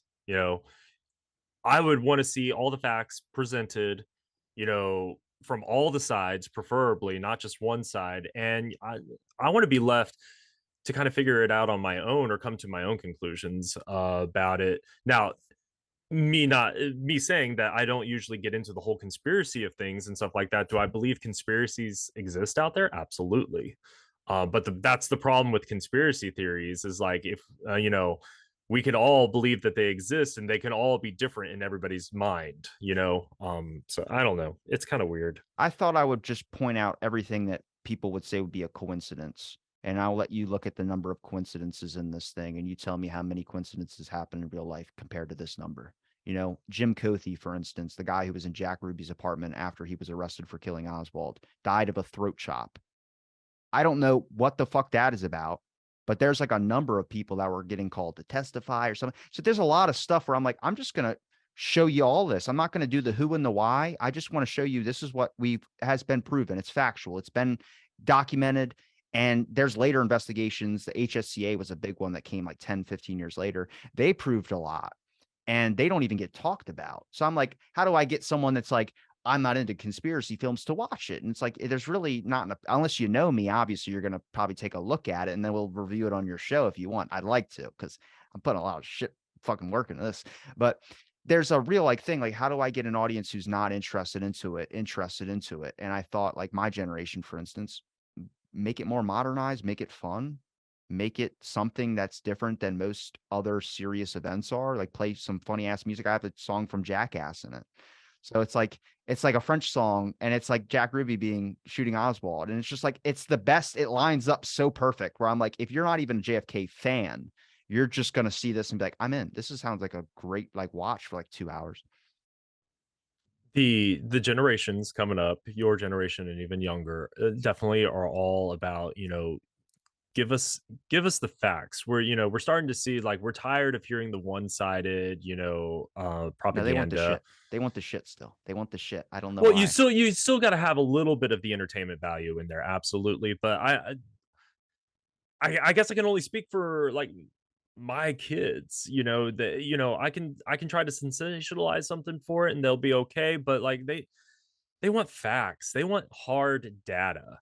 And I don't know why they don't appreciate the theatrics as much as they do just present to me the idea and then all your supporting evidence and we will do with it what we want type situation. As a parent, would you let your kids, and I'm gonna play the cat in the hat thing, would you let your kids watch this? You're I'm gonna have to rewatch the movie myself. I probably haven't seen it since it's come out. I don't remember a whole lot from it, but there are movies that I watched as a kid that I have a hard time letting them watch now. Like, how did I ever get away with watching this as a kid? I'm gonna Type play thing. this for you, Okay. and we're gonna laugh our ass off because to me it's the funniest thing. Once my I mean, it's computer Mike loads, I'm Myers. sorry, my computer's having like it's getting at this point you're wiping its ass for it. So, so once this Uh, thing pops up, if I freeze, just let me know. I can't. Are you no, looking at anything right now? it just says Robbie has started screen sharing. There it Oh, is. Oh, look fan. at that screen. Oh, it's beautiful. Is it the cat in the hat thing or is it my desktop? It's your desktop. God damn it! Hold on. Well, audience members, if I happen to stroke out on anybody, just call 911. I think I got it. Am I frozen? You're frozen. No, you're No, still blinking. I'm just here. God damn technology. Best Buy, get some deals going or some shit. Jesus. Seriously. I mean, I'm having to use 2 devices just so we can do this. So, And I can't even pause my screen. Oh, okay, there we go. That took a long time. You know, I spilt coffee on this thing like around episode 200 and it's still been kicking. Now it's sharing, right? yeah, now I see Cat in the Hat. Okay. Now, hold on, do you hear sound? Delicious cupcakes are just minutes away. Did you just say minutes away? That's impossible! You're not just wrong, you're stupid. Now wait just a minute. And you're ugly, just like your mum. Did you just call my mother ugly? Shut up! I mean it. I will end you. Cat, your tail. What about it? Oh, I see. I've chopped it off. Well, that's interesting because son of a bitch! Hold on, I gotta fix my video and then we'll go back. You're fine. There we go. Isn't that funny as shit though? That is funny as shit, dude. I don't care. That is. Where he goes, he goes, if you don't believe it, you're stupid. And he goes, hey, are you just calling us stupid? He goes, shut up, I will end you. That is great, dude. But I remember watching it as a kid and I didn't even I thought it was hilarious. And I go, God, as a parent now, if I had kids, I don't know if I would be okay with them watching something like that. So I watched Goldmember with my dad when I was 10 years old, and I had no idea what any of that stuff meant. And I would say it all the time. Any of those lines, like I didn't have any corn and any of those types of stuff. And then I mean, there's some parts I remember, I think for Halloween, we were all trick-or-treating. I was I had to be 9, maybe 10, maybe 8, maybe, I don't know if I was 9 or 10. But I forgot what movie. Oh yeah, Accepted. The movie. Oh, I love that movie. And I think my we God, talked so about this great. before, but I remember when I was telling to the guys, I was like, bros for hoes. And I did the whole that, and my mom just went, what the fuck did you just say? And I was like, it's off that movie Accepted. It's that's my favorite line. And then when the lady says college is for pussies, and then she goes, oh my God. And I'm like, what? What did I say? So there's a lot of stuff where it's how do you restrict your kids? And at the same time, do you know, I mean, would that be accepted now? There's a lot of things I think are more accepted. You just got to find the balance. That's all it really comes down to. When I was a kid, my favorite movie growing up was Home Alone. And one of the lines that Kevin's brother says to him, is I wouldn't let you sleep in here if you were growing on my ass. I didn't really think about what that line meant. I didn't know what ass meant at 5, 6 years old when that movie came out. And I said it once, and my mom was just like, no, you can't say that or anything like that. And once I learned my lesson, sure, we just move on with life. I still continued to watch the movie, understanding that I can't say that word. That's not a good word, things like that, blah, blah, blah, blah. No harm, no foul. With my kids, it's been, we've been trying to find that, that balance. They've seen movies that they probably should my son's one of his favorite comedies is Down Periscope, the movie about the submarine. Throughout the movie, they were making references to a guy with a tattoo on his dick. That's awesome. And my youngest went around the house screaming tattoo on penis, tattoo on penis. As I'm like, well, I can't wait to get that phone call from his school. But we don't stress out about it too much. We just, we sit there and have the talk and be like, hey, you're gonna hear things on TV. You're gonna see things on TV. You might even hear me and your mom say things. My favorite word is fuck. And I don't censor myself the best around the kids. It comes out quite often. You used to do it on your show a lot. You used to censor. I know. I've really kinda calmed strict. down a lot. Then after you met me and then you started hanging out with, I think your episodes with Mark, I had to look back at them, but your episodes with Mark is kind of clean a little bit. And then I've just listened to you now and you're like, I don't care. I dropped it all. That's how it was with my buddies This Week in Metropolis, when they're talking in the beginning, they were so clean cut, family friendly. And then when I come on, I had to censor myself. And then now I listen to them. I hear them drop a word every now and again. I'm like, everyone's getting bad energy from me. I'm influencing people. I got to stop. I think about, the people listening to me, and then I realize, I'm my own person. If I want to say the word, I'm going to say the word. Unless, if I'm a guest on somebody's show and they have a particular rule about it, then I'm going to be respectful of that Yeah, you rule. If you don't cursed want on me my to say show. it, Don't ever curse on my show. okay, I I'm apologize. kidding. You can curse as much as you want. Feel free. Just don't say the C word. Good God. Oh, I don't like the C word. I'm not a big fan of that word. I had a guy who's literally he's the father of swear words, and he's an academic that studied swearing. It's actually really interesting. And he was like, we're talking about words you can't say. And then he goes and says the C word like it's nothing. This guy's like 60 something years old. And I'm like, I don't know what I love more. The fact that I have just now checked off a goal I didn't know I had, which was see an old 65-year-old guy say the C word, or I don't know. I'm fulfilled. I can tell you that much. I'm very simple to please, which is like, I'm so straightforward as a person. I'm like, just tell me what the fuck you want. Like, just don't give me the story. Just this, or this. And then if I ask you something, yes or no, it's that simple. Don't give me an explanation. Just yes or no. I'm not going to be offended. I'm just going to move on and do it myself. Yeah. But to take it back to what you were talking about, yes, you know what? After watching that clip, it kind of like brings back a little bit of watching the movie and stuff like that. I'd let them watch the movie. I don't have a problem with it, quite honestly. The movie was a bore a little bit. There's some I, that scene where they're just swimming through all the goop and stuff like that. It's just there was a lot of about 30, 40 minutes that could have dropped out that movie. they were trying so hard to build off the success of Jim Carrey as the Grinch, and I do remember the movie just couldn't match on that level in any way. But hey, if I brought it up on the TV and I'm like, hey kids, y'all want to watch this, and they say yes, I'll put it on. I have no issues, and if they have a question about anything, or if there's anything in there that's questionable to me, I'll be like, hey, yeah, that's funny. Don't fucking say that, ever.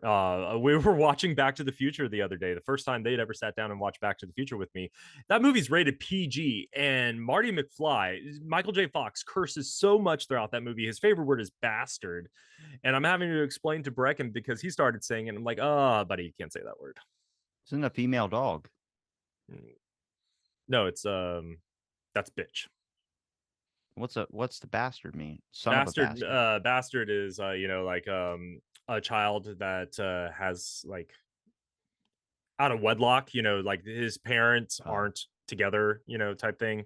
God, we just they usually someone. All right, I'm not going to say that joke either. Damn it. But so as parents,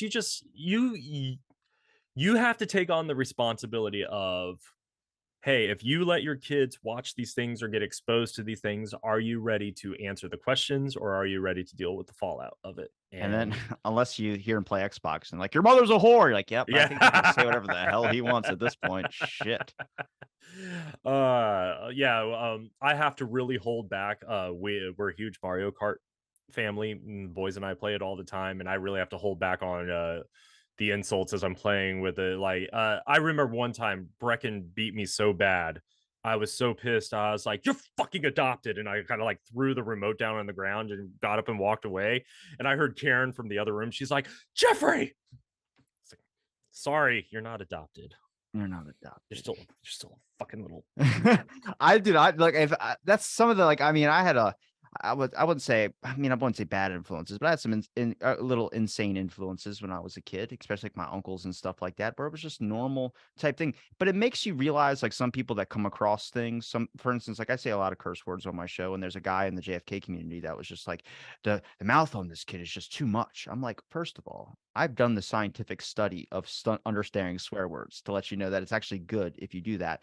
But it's also like, do you not ever get cursed at in your everyday life? And he was like, I do great on my YouTube because I do sermons of the Bible. And I'm like, oh God, not one of these. And then, I mean, look, that's his life if that's whatever, but there's a point where it's like somebody's going to say a word to you. And do you want your kid to be 40 years old and someone says, fuck you to them? And then next thing you know, you're like, they're having a breakdown and not knowing what to do with their life. So it's like, as long as you don't, I feel like if you harper on it too much, if you go like, look, there's certain words you can't say, that's fine. And then you move on. But then if you start like going in like, you're never going to say that, I'm like, you're just going to create repression and it's going to get really, really even worse. You can't taboo it. You can't, because that's just not good for personal growth, mental growth, anything like that. If you put a taboo on something, then it's just like, either one, like when you were told as a child, hell, maybe even now when we're told we can't do things, what's the first thing you want to go do? That. You know, if you tell a child, hey, I don't want you climbing up that tree because you could fall, what is that child going to do? Oh, that's a personal challenge. I'm going to climb that goddamn tree. Shit, I went to college because my grandmom said I wasn't college material, and I There you got go. It's an like associate's degree. challenge me. So, but if you taboo something, we don't taboo cursing in this household. Do I need to hold back a little bit so it's not every other word? Certainly. But if I say something, I'm never going to say something that I don't want my kids to hear. And I'm never going to say something that I'm not able to explain to them why I'm saying it. And then I'm not going to make a big deal out of it either. Like, you know, if I introduce them to a new word, a new colorful metaphor, I'll explain it and then I'll be like, it's just not appropriate to say it at places like school or out in public. But if it slips here at the house, that's fine. Okay. It happens. But, um, yeah, we're not those parents. My parents were that way. Not that I'm sitting here to talk shit about my parents. They did the best job that they could, but my parents were very restrictive in a lot of things. You know, the type of conversations we could have, the subject material, the words we could say, the what we could read, and things like that. I don't want to be that. I want my kids to be exposed to the elements, to the world, and I want them to be able to make choices and decisions based off of these exposures for themselves rather than me telling them what's acceptable and what's not acceptable. You know what I mean? I mean, there's a obviously every generation's learning how to control their parents or control their kids, but there's a point where you're putting drain cleaner on your kid's tongue because they said the F word. You're like, what the fuck are we doing here now? This is time to move on past the microwave timer and all that. And then people get mad, like, well, you give your kid too much freedoms. It's like, are they your kids? Like, that's the simplest thing in the world. How many people want to control another person's life? I literally live like the dude abides. Like, someone goes, you don't think this should be taught? And I'm like, what do I give a fuck? I'm not in school. I don't have kids. Most people that have kids, they care about what their kids are doing, not what other kids are doing. You know, it's your responsibility to take care of your kids unless they come in contact or they have an engagement with another kid, and then you have to settle that dispute and move on. But it's like you're gonna raise them how you want, and hopefully, for the love of God, I'm just hoping I don't fuck up. That's the big Yeah, that's exactly it. You know, you don't want to raise killers or anything unless they're Dexter. You know, imagine if if your I'm kid's raising a Jeffrey future Dahmer. Dexter, I'm okay. Your But no, kid's Jeffrey Dahmer? That no, would be no, terrible. that would What's be wrong with that terrible. guy? Yeah. Oh my God. No, thank you. But for those out there who want to tell me how to raise my child or anything like that, you know what? Start giving me some fucking child support, and then you can start having an opinion about how I'm Damn raising right. them.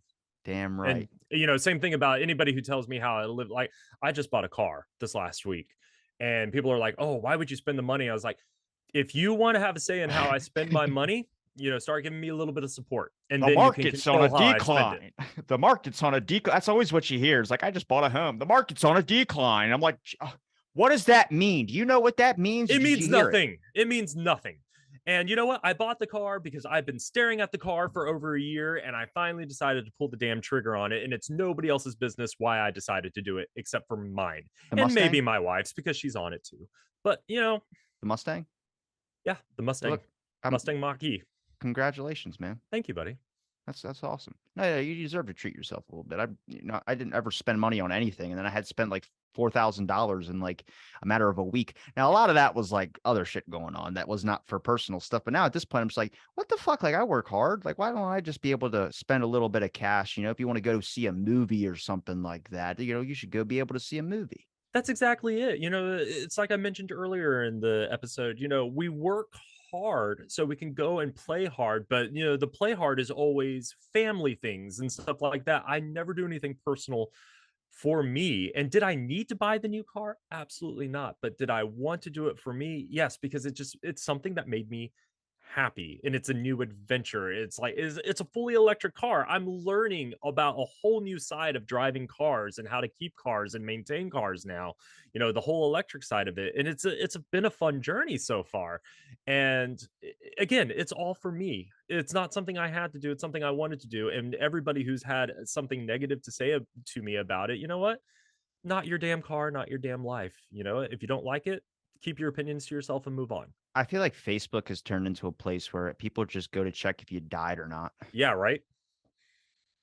I I've wanted to seen delete that mine so bad. I've seen that so much now. Like a couple friends and stuff like that just passed away. I'm just like, that's all we do now. It's like it's crazy. Like if I post something up on like my story about something like Instagram or something like that, the number of people that see it and just come out of the fucking woodwork, like, holy shit, you're gonna be doing this. And I'm like, no, no, no, no, no, no, no, no, no, no, no, no, no, no, no fucking way.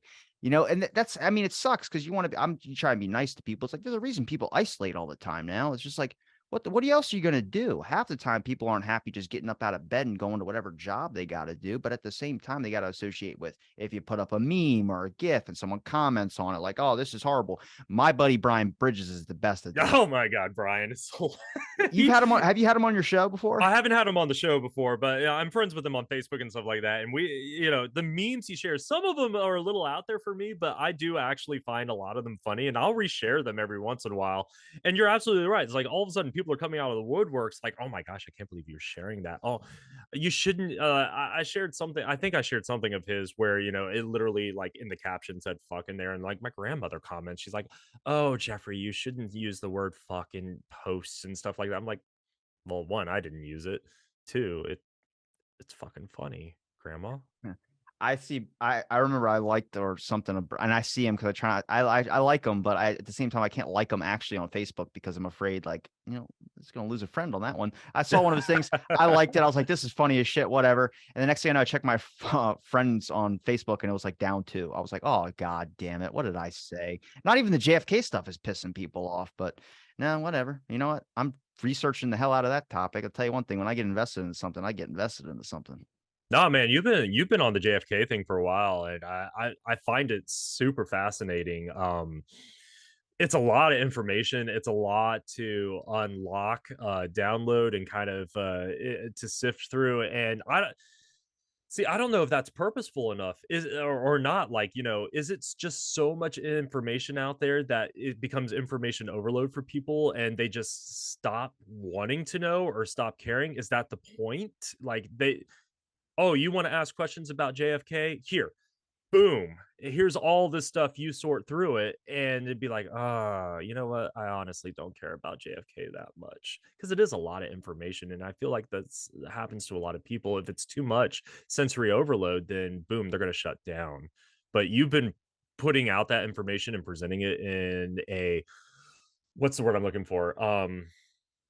Palatable way. It's easy to kind of just digest one episode at a time and stuff like that, and then it all starts to connect together. And if people just really take the time to really enjoy that aspect of taking their time, biting off one piece at a time, chewing and stuff like that, then they can enjoy the whole meal eventually. For me, it's a topic that I'm stuck with, but I think it's got me a new interest in history, like diving into the 60s and 70s a little bit more, learning about Timothy Leary, learning about Nixon, and involvement into Hollywood on screen. Where I'm like, why didn't we learn any of this shit in school? Like, it doesn't need to be anti-America at all. Like Hoover, not a good guy at all. And then, like, I mean, you probably might know this, but the rumors that he was gay. Yeah, I'd heard that. So it's the stuff you hear that are not JFK related, where I was talking to an LGBTQ historian and I was like, do you know if Hoover was gay or not? And she was like, Hoover was gay with Clyde Tolson. And she went in like in depth onto the guy. I was like, and you're an academic and a lecturer, like a senior lecturer. So that kind of like for me, it was like, okay, that's a check in the right box, not in the wrong one there. And then like I'm looking at like the detail of who it came from, and it was a reporter named Jack Anderson. I've seen the photos. I have the photos. I can't verify those, but I look at like what Jack Anderson was talking about, and it's so specific in detail where they would go on these like every day they would hang out at each other's house, Clyde Tolson and Hoover, and they would go to this room called the Rib Shack. And this Rib Shack room, they would order Hoover, and this is how specific the guy said on national television, would order a grapefruit sandwich or grapefruit salad with a side sandwich of beef, and then Clyde Tolson would get beans. Oh no, he would get beef soup, except on Tuesdays when he would get bean soup with a little bit of ketchup poured in. And I'm like, that's so fucking specific that I would raise that testimony up to probably something you can trust. And people go, you can't do that because testimony's flimsy. I go, the man was digging through Hoover's trash to the point where Hoover would stop putting his cans out because he knew that they were writing articles and looking through his trash and everything like that. Like, I'm pretty sure he followed that guy to various spots, and we have documents on the FBI telling him stay away from Hoover. So to me, like, I start going through this. I'm like, look, there's not really ever going to be a smoking gun to be like, bam. But there is something where you start putting everything together. And then I think the audience, when they see it, they go, you know what? That's a little bit too much. You know what I mean? And it's like, especially JFK stuff, overwhelming amount of evidence, like too much evidence, where there was like shit that just gets piled on years and years later. And then you go, none of this is like towards what you guys were saying in the beginning, though, like Oswald. This is all like mob shit. It's like, what are we talking about here? And then it's kind of like, yeah, they now have way too many avenues to you take a pick who it is. And that's where it's like, okay, well, how do we get it for historic? And I'm honestly at this point, I'm in a more historical phase where that's why I like documentaries so much now. I think my generation would love that type of stuff, but they're way too much into the conspiracy stuff. Like saying there's corruption and stuff in your government. And I had Walter Schaub, who's a government ethics guy on my show. He left during the Trump administration. He's too much like fuck Trump, this, that. And then I'm like, yo, like that's to me, I can't stand. Like you can never, I'm not too much, I don't like Biden or I don't like Trump. I don't at all. But the fact that you have to preface it with that so people don't assume you're on the opposite side is ridiculous in this country. Like you should just be able to recognize corruption where there's corruption, people, abuse of power, which is known to happen, corruption, any of those types of stuff. Because America is not the problem. It's just the people that, sometimes you get in there. And it's not necessarily, I mean, I don't ever want to be president because I would just be like JFK was killed by the government and then get shot in the head on national television. But no, it's just because you can't be in a position like that and not have it go bad. The number of influences that come at your way every single day. And we live in this age now where the gateway to success now, or the pitch success, is through social media, is through the internet, has now become a gateway of making a career, making a living, and not having to struggle every single day like your grandparents did or your parents did. And they control the shit out of that. YouTube censorship, other areas. I don't know if you've really run into that. I have probably a little bit more than you, but there is a large amount of that once you start noticing like the things you can say, the self-censorship, the what are people going to think when it comes to this. It's like, it should never be like that. We should have a connection to intent, much like when you watch a movie. Are you watching it because you're looking for all the red flags in it? Or are you just watching it? Are you having fun? And you're like, it's fucking Cocaine Bear. I don't care who they have in this movie. I'm going to watch it because it's a bear on cocaine. Yeah. You bring up very good points. I also ranted for like 25 minutes. But that's it's good, buddy. I like it. If you would focus on anything in Hollywood, for instance, are you more obsessed? Like if I gave you a couple options, like obsessed with what fame does to people, not just maybe audience people, but some celebrities as well too. Also what happens, like when should an actor stop? When does an actor, feel like they might have reached outside their bounds of things? And also criticisms of film too. Like I have criticisms, but also I'm not like publicly trying to cancel films. Like everyone's shitting on Mario, and I'm actually excited to kind of see it a little bit. Again, I love movies a lot, and I try to go into every movie with an open mind and to understand and appreciate it for what it is. Again, if you're going to just keep slapping me in the face with your agenda, I may not appreciate it as much or anything. Yeah, I don't understand why everybody's so upset about Mario. So what? They cast Chris Pratt as the voice of Mario. Yeah, I mean, they've been trying to cancel Chris Pratt now for like the last few years, and for reasons I don't Why? completely He's understand. Star-Lord. They're making one more Guardians of the Galaxy. And something about how like how he pushes his religious agenda, and also about how now he's married to Arnold Schwarzenegger's daughter, and he was married to Anna Faris. He has got a son with Anna Faris, but he also has a daughter with his new wife Catherine Schwarzenegger. And he had done an Instagram post where he talked about thanking Catherine for giving him such a beautiful child, and blah blah blah blah blah. And they thought it was an attack against his other child.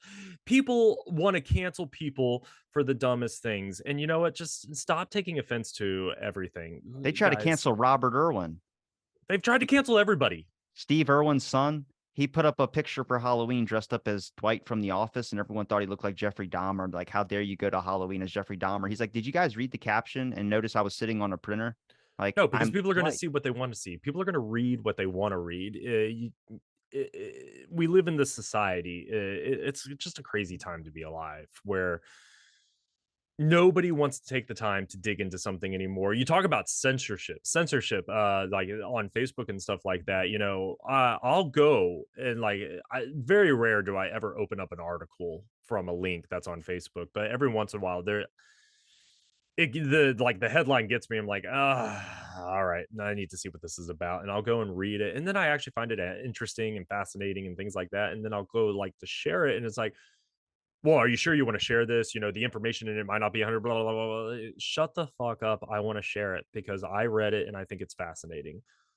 So I want other people to read it. But that's unfortunately the society we live in. I could share it, and all people are going to look at is either the picture or the headline, and they're going to have the wrong idea about what I'm sharing or what the information is about and stuff like that. So same thing about, Irwin, he dressed up as Dwight from The Office, who bears a striking resemblance to Jeffrey Dahmer. And if people aren't going to look at the caption, they're going to be like, the only reason they're going to think Jeffrey Dahmer now is because of the stupid TV show that came out on Netflix. Had that show not come out, nobody would know who Jeffrey Dahmer is. That's the sad part. People, in their 20s, 30s, and stuff like that won't know who Jeffrey Dahmer is without that one. People who are older obviously know who Jeffrey Dahmer is. They were around when that whole case broke. But So I watched an episode of Dahmer and I fell asleep, but I was babysitting my brother's dog. And I have a computer chair, like the kind of one I'm sitting on now, but a more office style chair in my room to have a table in front of it to computer work and watch Netflix or something like that.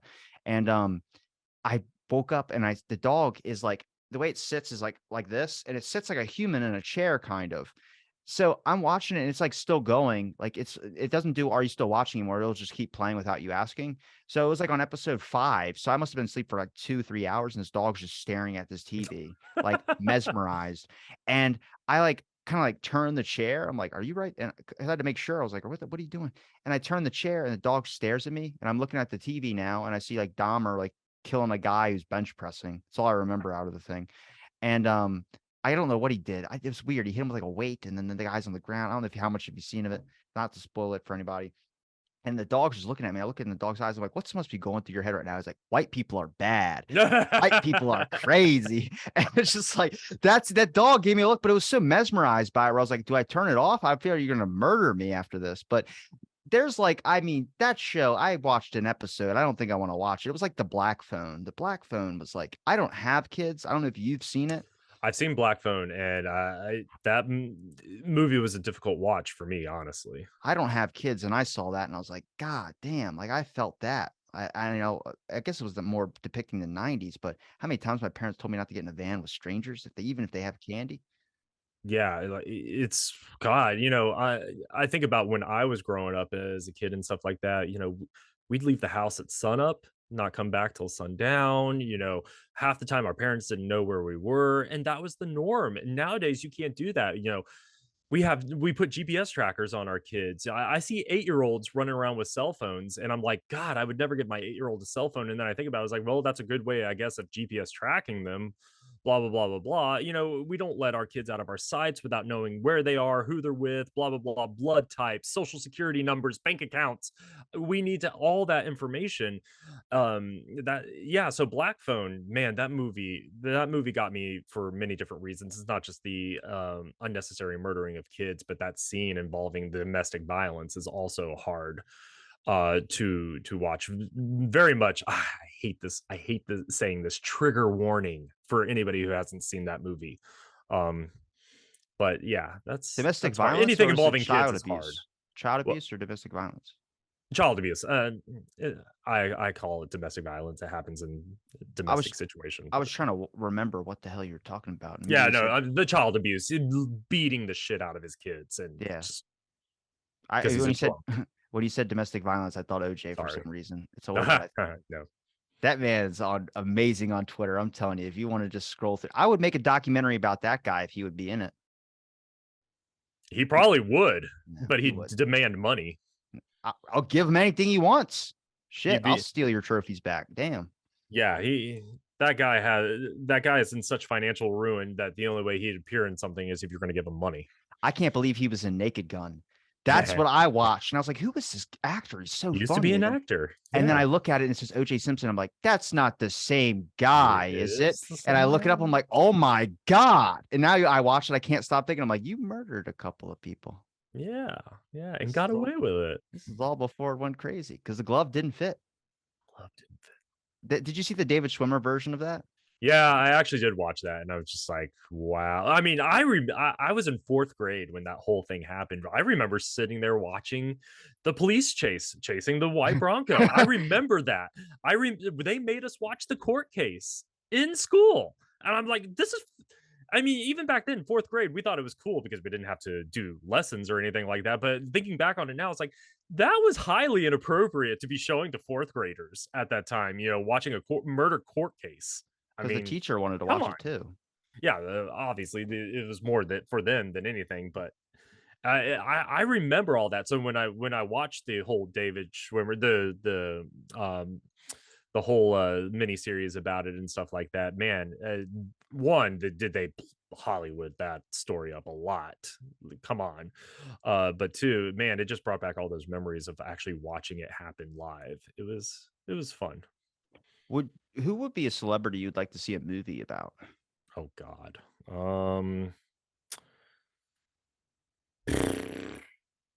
I would do James Brown. James Brown, interesting. You know who James Brown is? The singer? Yeah, the guy. I feel Yes. good. Yeah. His famous clip of an interview where he's high on cocaine. He has to be. And they're like, James, tell us about your new single. He goes, what? Yeah. And it's like, tell us about your single, James. And he's talking about, like, I forgot what he said. He said something was like, why did the ladies love you? And he goes, what'd you say? And he's like, I mean, he looks like a damn Thundercat. His hair is out to here. He's wearing orange frames. And he's like, the ladies love me. He goes, yeah. He goes, because I sing good. I feel good. And I make love good. And like, oh. And he goes, yeah. And he just starts screaming. And it's just like, he waved a shotgun at somebody because they crapped in his toilet. I want to make a documentary about that man's life and just everything. Cause I feel like, I don't know, I'm into this filmmaking phase right now where I'm going to use the podcast as like a resume to get people that were alive at the time to be in it. Cause I think history is important. And if you can make it in a more fun way, there's plenty of events out there I wish people knew about. Oh yeah. And I guess to answer your question, I would have to choose a musician too. I've always been fascinated by Steven Tyler, frontman for Aerosmith. He's again lived a drug-fueled life. Aerosmith is one of my favorite rock groups. I would be very fascinated. I would sit down and watch anything and everything about Steven Tyler. His daughter was in Final Destination 2.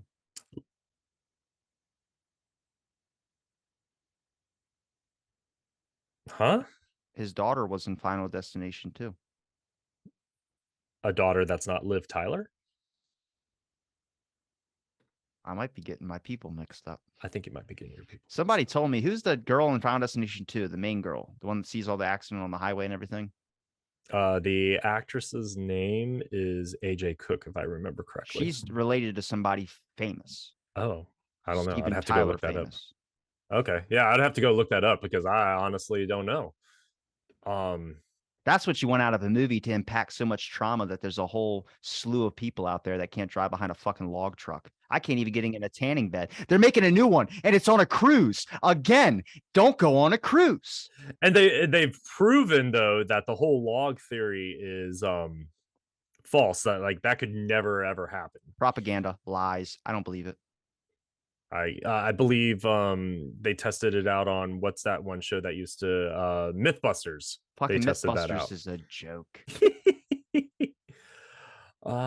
Let's see. Pulling up.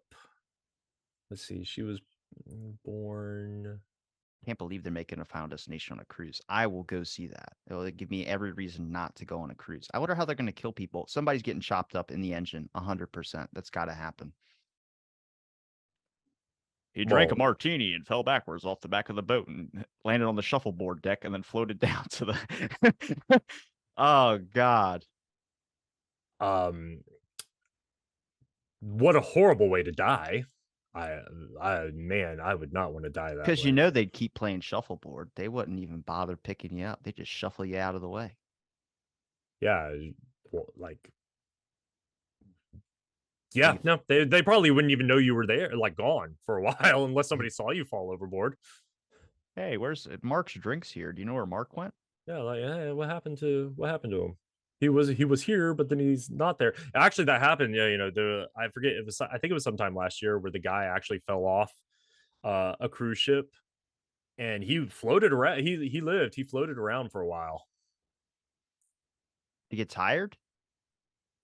No, they found him like 30. I think like 30 something hours How do you later. turn that back 30 hours later and you're floating in the water still? Yeah. Jesus Christ, that's a lot, man. Your stamina has to be out there. Mm-hmm. I can't find anything on her parents, but I'm not saying you're wrong. I just can't find anything on her Hey, it parents, might but be whatever. wrong. I don't know. I was told Whatever. by that. I Anyway. was told that by a family member. I'm pretty sure they told me a bunch of shit to make me eat my vegetables. That was a throwback. That was a good one. No, God damn it. Dude, found us. I mean, is there anything that you're excited to see? I'm surprised you haven't done any films yourself. I've done one and I'm not even as interested in films as you are. I wouldn't mind doing a film, not writing it. I took a film study television class, too, actually, in high school and stuff like that, and I always enjoyed the directing side of it, or like even the editing side of it. So as far as making a film goes, as like being the writer, being the person who has to do that, not really my appeal. But I did enjoy the other aspect of it as well. Would I ever sit around and do a film? Sure, if I had the time, maybe. Yeah. I thought of I always think of something like at 2 o'clock in the morning of like something really funny to do. And this is like a real story, but I got pulled over on my way to work. And I just the guy pulled me over. It's 1 o'clock. It's like 1 or 2 o'clock in the morning. And the guy comes over and goes, license and registration. I'm like, oh God, I'm literally right out front of my work. I'm like, I literally what the last minute, really? And I just grab it, hand it to him, goes back to the car, comes back, goes, you know why I pulled you over? And I go, no. And he goes, because you didn't have your turn signal on. And I go, you didn't have your turn signal on when you pulled me over. And he just looked at me. I looked at him. And I didn't know it was bad until I said it to my cop friend, and my cop friend got really upset. And I was like, okay, shit, that was probably. But it was 2 o'clock in the morning, dude. I woke up like 20 minutes before, so my brain wasn't even fully functional yet. And he just goes, he gives me my stuff, and that was it. And then I go right into my work. But I thought of a funnier scene to that would be like, as soon as he goes, you know why I pulled you over? I go, no. He goes, you didn't have your turn signal on. I go, you didn't have your turn signal on when you pulled me over. Get out of the car. What? And he just grabs my shirt. I thought that'd be hilarious. Little police brutality. Well, in a fun way. Yes. Yeah. Cops like to have fun too. Look, I support cops.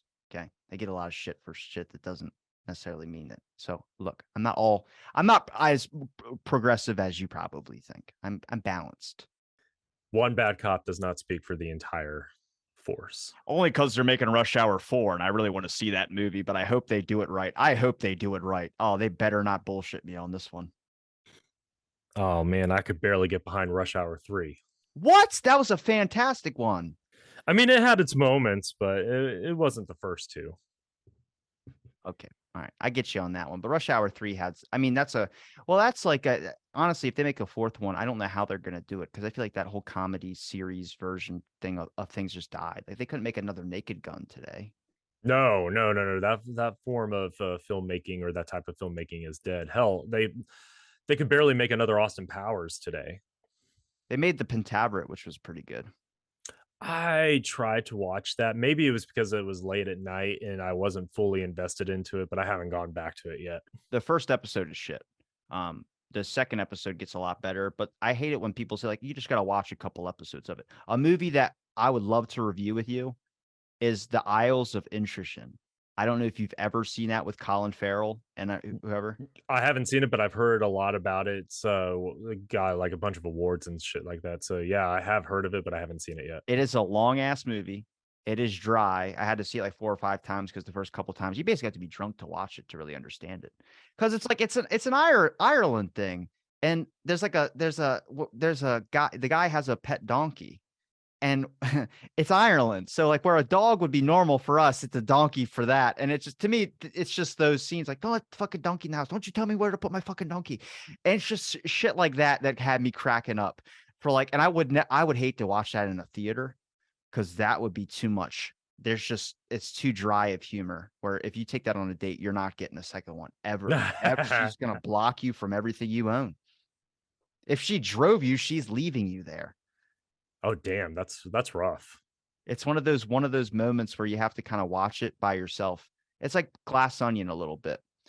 Oh my God. Yeah. It's good, but it's really lengthy and really detailed, and it feels like you end up doing more thinking than you do actually watching the movie.